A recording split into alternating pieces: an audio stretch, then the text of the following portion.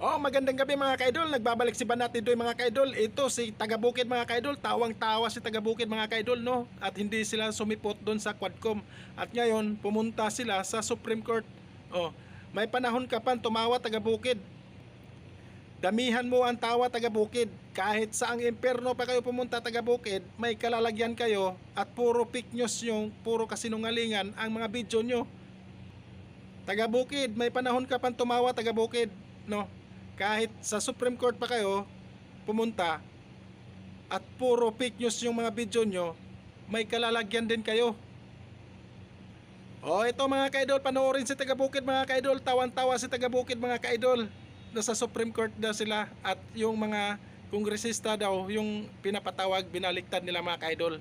O tingnan nyo mga kaidol, may kalalagyan din to si Taga-Bukid. Panoorin si Taga-Bukid.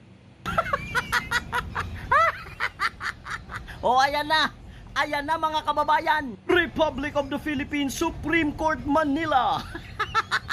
Ano na yan ngayon, yung nagpapatawag, sana yung ipapatawag. Eto ang mga pangalan ng mga content creators, influencers, vloggers versus ang ipapatawag sa House of Representatives, presented by its speaker, blah blah blah, and the rest. Ano yan, ang mga vloggers, petitioner na ngayon, habang ang mga kongresista, respondents. Yan kasi, eto yung mga ginagamitan dapat ng utak. Isus, ginoo ko, yung exposure na gusto ng mga kongresista, masisikat pa yan dito. Kala nyo ha, eto yung mga sinasabi nyong bobo.